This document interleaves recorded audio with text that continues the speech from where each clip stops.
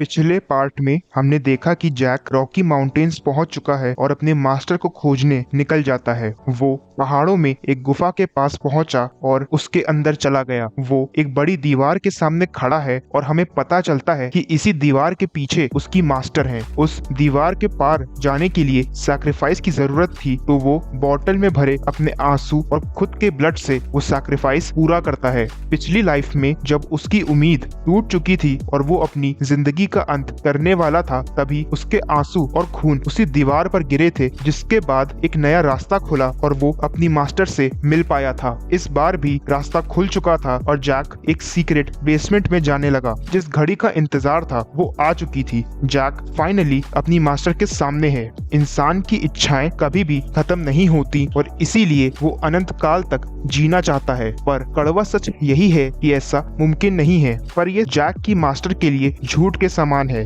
क्योंकि वो 400 साल की है।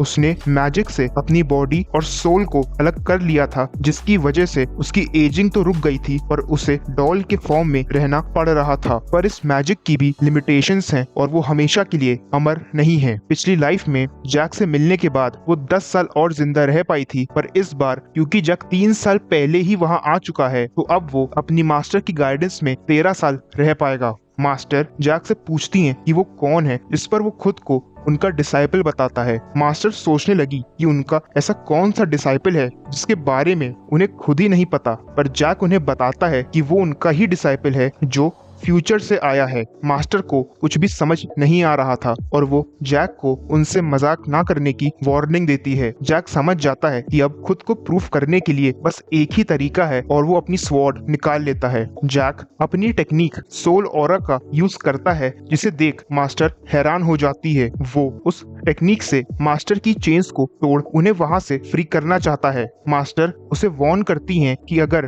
उसकी चेन्स टूटी तो वो जगह भी ढह जाएगी। जैक आउटकम्स के लिए तैयार था और चेन्स तोड़ने के लिए अटैक करता है। हमें पता चलता है कि मास्टर को वहाँ जूलियस टेस्लन ने कैद किया है, जिसे उनके समय का हीरो कहा जाता था। मास्टर को उनकी इच्छा के खिलाफ रोकना नामुमकिन है, इसीलिए उसने उनसे वादा किया था कि वो उन्हें लेने जल्दी ही वापस आएगा, पर उसने मास्टर को धोखा दिया और कभी भी उन्हें लेने नहीं आया। कई साल बीत गए और मास्टर को भी रियलाइज हुआ कि हीरो ने उन्हें त्याग दिया है। जैक अपनी टेक्निक का यूज कर मास्टर की चेन्स तोड़ देता है। मास्टर इससे बहुत हैरान थी, क्योंकि चेन्स ड्रैगन बोन से बनी थी, जिन्हें तोड़ना आम बात नहीं है। मास्टर फ्री हो चुकी थी और जैक उनसे कहता है कि वो जूलियस जैसा नहीं है और इससे वो अपनी बातों से नहीं बल्कि एक्शन से प्रूफ करेगा। वो जगह ढहने लगी और तभी जैक एक स्पेशल डिफेंसिव टेक्निक का यूज करता है, जिसकी फोर्स से एक ब्लास्ट हुआ और उस पहाड़ का वहां से नामो निशान मिट जाता है।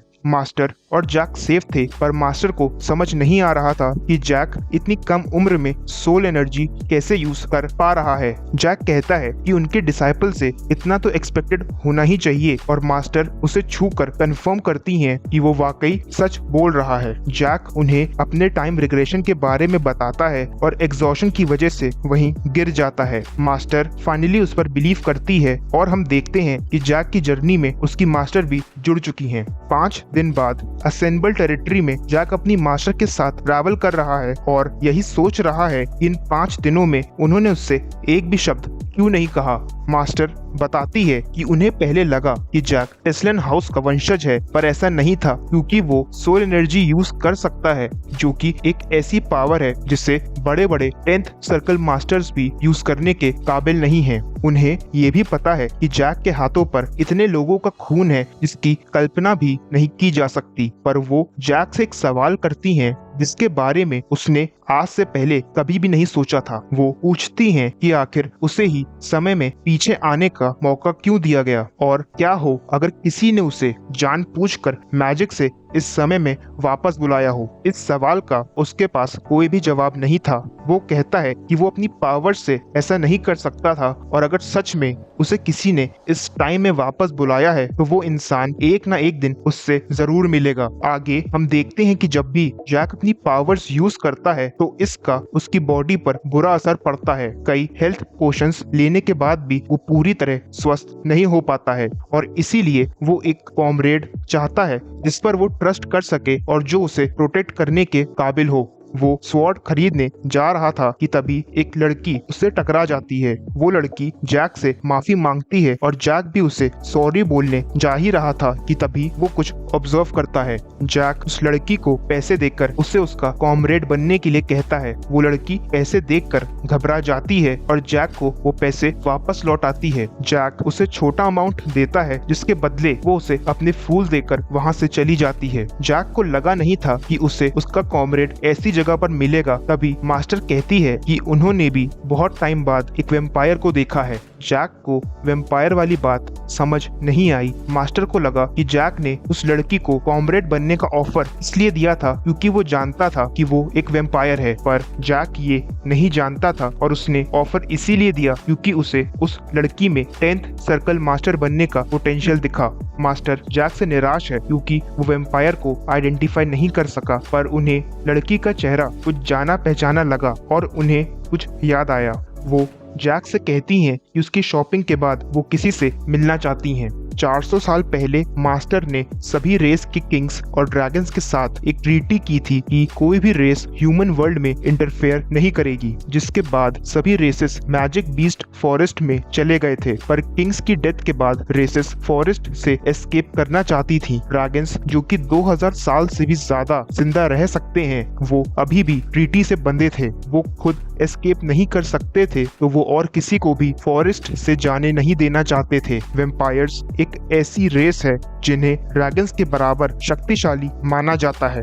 वेम्पायर्स एस्केप करना चाहते थे और इसीलिए उन्होंने ड्रैगन्स से बैटल की, पर ड्रैगन्स जीत गए। इसका मतलब था कि वो लड़की किसी ऐसे वेम्पायर की बेटी है जो फॉरेस्ट से एस्केप कर पाया था। जैक उसे अपना सबऑर्डिनेट बनाना चाहता है, जिस पर मास्टर राजी तो हो जाती हैं, पर उसे उस लड़की को अपना ब्लड ना पिलाने की वार्निंग देती हैं। वो लड़की घर जाते वक्त जैक के बारे में सोच रही है क्योंकि बहुत टाइम बाद किसी ने उससे अच्छा व्यवहार किया था। उसके हाथों में ऑर्क ब्लड है जिसे वो अपनी माँ के लिए लेकर जा रही है क्योंकि उसे लगता है इसे पीकर उसकी माँ रिकवर कर लेगी। उसकी माँ ने बचपन में उसे ह्यूमन ब्लड पीने से मना किया था। वो केवल वही ब्लड पी सकती है जो उसके अंकल उसके लिए लाया करते हैं। वो घर आ चुकी है। उसका नाम चार्लट है और उनके यहाँ कोई गेस्ट आया है। हम देखते हैं कि वहाँ जैक पहले से ही मौजूद है, जिसे देखकर चार्लट शॉक्ड हो जाती है। चार्लट की माँ बहुत वीक है और मास्टर उससे पूछती है कि वो इस हालत में और इस जगह पर क्यों है। हम जान पाते हैं कि चार्लट की माँ असल में वेम्पायर्स की महान एंसेस्टर विवेन डी रॉयल है। जैक उन्हें अकेला छोड़ बाहर आ जाता है, पर मैना से उन्हें ऑब्जर्व भी कर रहा होता है। मास्टर के ऑरा से एंसेस्टर को उन्हें पहचानने में ज्यादा समय नहीं लगा और वो उनसे उनके डॉल फॉर्म के बारे में पूछती हैं। मास्टर इसे कर्ज बताते हुए कहती हैं कि वो महीने में बस एक बार ही ह्यूमन फॉर्म में रह सकती हैं। मास्टर एंसेस्टर से पूछती हैं कि वो मैजिक फॉरेस्ट छोड़ यहाँ पर क्यों है। उसकी हालत देख ऐसा लग रहा है जैसे उसने काफी टाइम से ह्यूमन ब्लड ना पिया हो। मास्टर को समझ नहीं आ रहा था कि एंसेस्टर ऐसे क्यों जी रही है। एंसेस्टर कहती है कि पास्ट में वो कभी भी मास्टर से बात नहीं कर पाई, पर उनकी वजह से ही वो ह्यूमन से बच पाए थे। तो वो उन्हें आगे बताती है कि मैजिक फॉरेस्ट में 5 तानाशाह हैं जिन्हें 2 लॉर्ड्स कंट्रोल करते हैं। उनके अत्याचारों की वजह से ही वेम्पायर्स वहां से भागना चाहते थे, पर ड्रैगन्स ने उन्हें मार दिया। एक ड्रैगन ने उसकी कंडीशन देख उससे कहा कि वो उसे और उसकी बेटी को जाने देगा, पर उन्हें जिंदगी भर उसी विलेज में ऑर्क ब्लड पर ही सरवाइव करना पड़ेगा। ये सुन मास्टर को बहुत गुस्सा आया क्योंकि एक रॉयल वेम्पायर एंसेस्टर जो बाकी सभी रेसेस से ज्यादा पावरफुल है, उसकी ये हालत हो चुकी है कि वो बस एक विलेज में अपनी मौत का इंतजार कर रही थी। चार्लट जैक से पूछती है कि वो लोग वहां से कब जाएंगे क्योंकि उसके अंकल के आने का समय हो चुका है और उन्हें गेस्ट पसंद नहीं है। जैक अंकल के बारे में और जानना चाहता था तो चार्लट बताती है कि अंकल बहुत अमीर हैं और उन्होंने ही उन्हें वहां रहने के लिए घर दिया और हर 3 दिन में उसके लिए खाना भी लाते हैं। जैक समझ गया कि खाने से उसका मतलब लो क्वालिटी ऑर्क ब्लड से है। इससे पहले कि वो कुछ और कहता, एक आदमी उसे इंटरप्ट कर देता है। इसके बाद जो होने वाला था वो हमारी सोच से परे है। चार्लेट उसे देख खुश होती है और अंकल कहकर बुलाती है। वो आदमी जैक की अपीयरेंस देख समझ जाता है कि जैक एक नोबल फैमिली से है। जैक भी अंकल को देख समझ रहा था कि वो आदमी असल में एक ड्रैगन है। ड्रैगन को एहसास हो जाता है कि घर में और भी लोग हैं। तभी मास्टर जैक से उस आदमी और चार्लेट को अंदर लाने के लिए कहती हैं।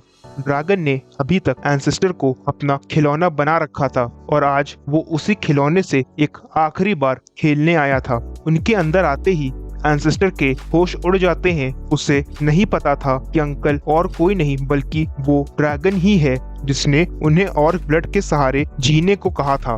ड्रैगन कहता है कि वो उनके लास्ट मोमेंट्स में इंटरफेयर नहीं करेगा और चार्लेट जो एक छोटी बच्ची है वो अपनी माँ की बिगड़ती हालत देख परेशान होने लग जाती है।